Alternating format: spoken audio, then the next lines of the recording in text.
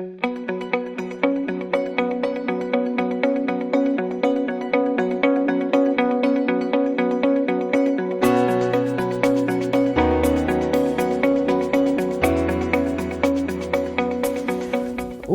talk a bit about beginning outside conversations, which is a huge task. So that's caught up in chapter 5 for the most part. And it's really the center point of the second section of the whole book. And it really begins with engage your radar as a metaphor in that chapter. And my metaphor for that is an old show called MASH, Radar O'Reilly, Walter O'Reilly. If you have to be over 50 to remember the show probably, but he was called Radar because he could always sense something before he always had the paper before somebody asked for it.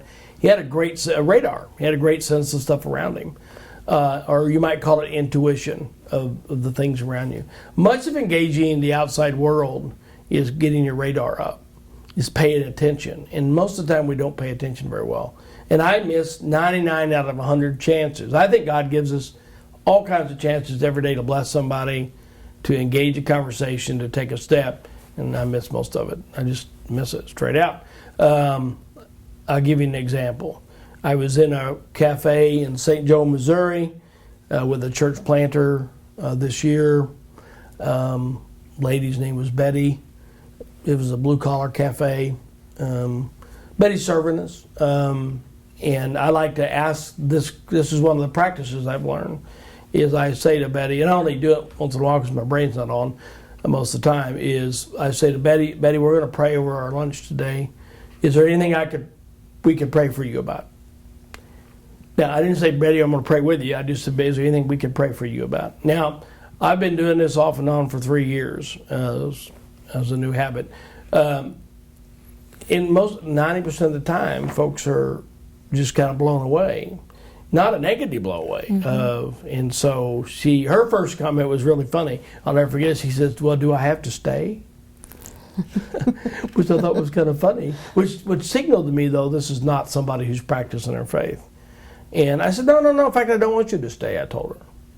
I just want to know, we're going to pray for our meal anyway, and if there's just something I can pray for you about.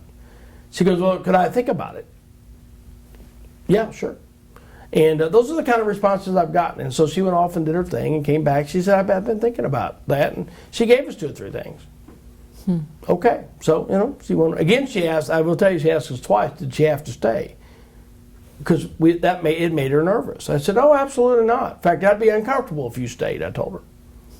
And so she went away, and we prayed for our meal and prayed for her.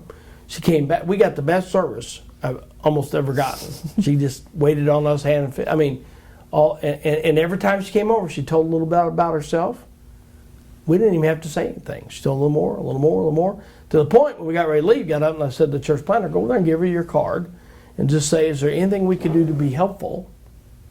Just give me a call.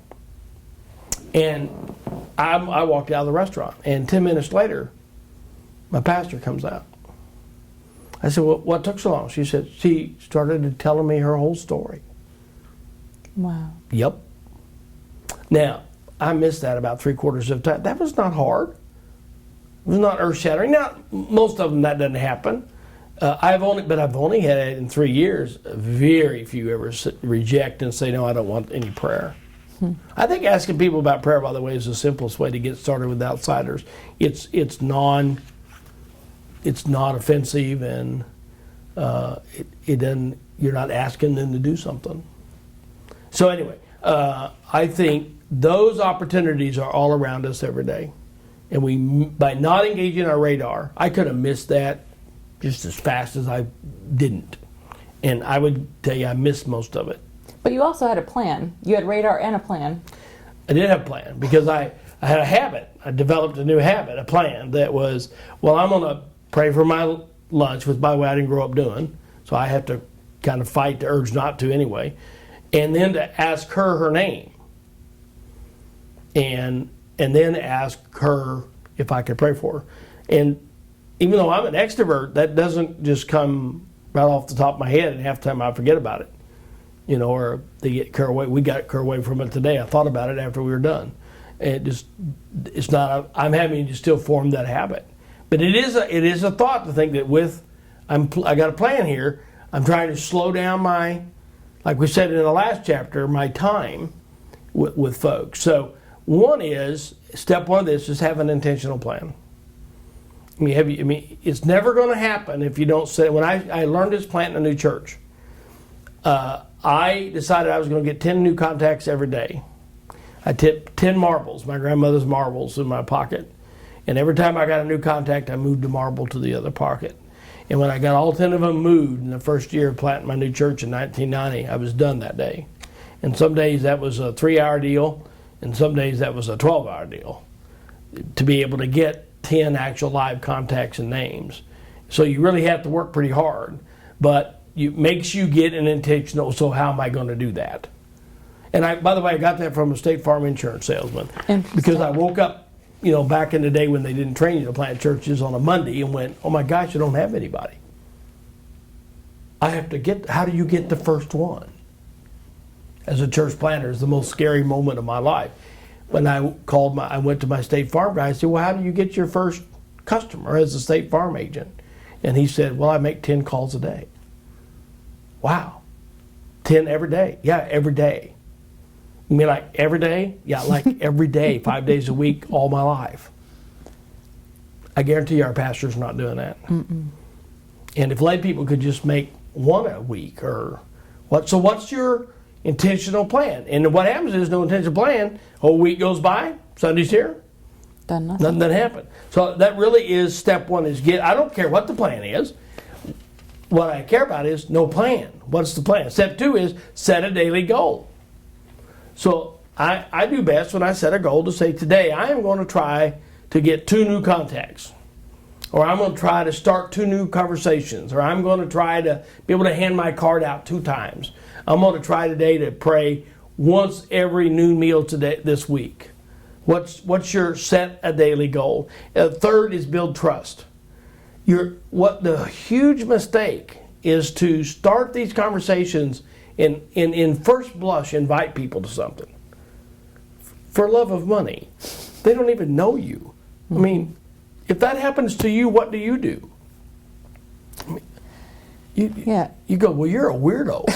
Get away is what Or you don't even know me. You don't know me to be asking me any of that. Right. So step 3 is understand you're building trust. You're building, we didn't say to the lady at that cafe, oh, come to my church Sunday. What I said to the planner, we got the car, is now you need to go back there next week, have lunch again. You need to ask her what, you just keep working, and there'll come a moment.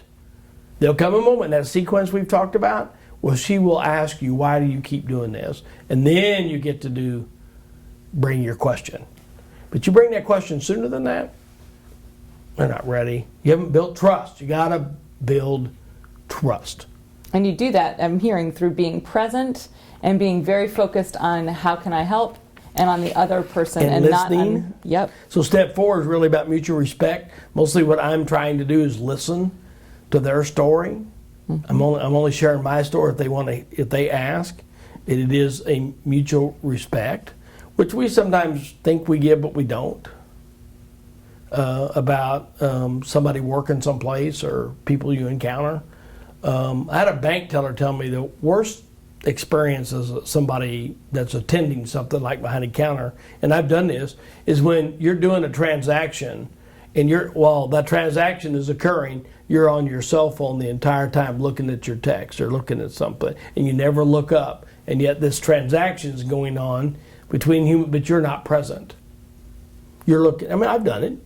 I'm so engrossed in my iPad or whatever, my phone, that I go ahead and enact the transition of whatever transaction I'm doing. I don't even look up. I have no idea. Mm. I had somebody say, that is so demeaning when it's you on the other end of that. Well, that's that mutual respect thing. And that's what happens to people all day long. All day long. All day long, all day long, all day long. And not, we could break that habit a bit on ourselves. That's like step 4. Step 5, conversation is everything. It's about having not a churchy religious conversation. People are sick of that stuff. Just a real conversation. Real stuff. Real life, which means you got to have hobbies and have a life. You need to be able to have real talk. And some of our clergy have gotten so insulated we can't talk real talk. We only talk church talk. That can be a huge barrier. Oh, huge barrier. You know. So your advice to them would be to get a hobby. Get a hobby. Get a life. Get a life. Give something that you can talk about, something that's the normal people do. And then finally, you got to model this. You just have to practice, and you're going to stumble all over it. It's going to be uncomfortable, but if you start modeling it in your congregation and with other folks, they'll start doing it. And so, and that will really begin to shape and change how your congregation views outside world. Everybody's Christians looking for a big program to renew the church. It's really not a big program. And I think especially today, it's not the big program. Now, you got to have great worship. You got to have compelling preaching. You got to have good music. But people are going to come because you build a relationship with them. And it can't just be the pastor, because you can't build fast enough to keep everybody going out the door. We got to have 100 people doing this, and then you can make a difference. And you can't fake a relationship. You cannot fake it. And I'm not doing this to manipulate people. I've had people accuse me, well, you're just doing this to manipulate them. I've built lots of friends in my life doing this. They're still my friends. Did I have an alternative motive? Absolutely. I wanted them to know Christ as I've known Christ. I want them to know the value of the gathered community like I've gotten to know it and what it's done for my life. I'm convinced that that's important in people's lives. But I'm no less value the friendship that I've gotten from it. So it's both. So, our discussion, probably the best question, if I invite you to that discussion pages, so far, what is the most challenging step? Because we're halfway through the book. What's been most challenging? And what I just talked about are these steps. These 5 steps would be most challenging for you. And I'd probably add to the questions, can you imagine taking one of these steps with somebody at a cafe like I just talked about? Could you imagine trying to ask people, would you like me to pray for you? And just see what happened.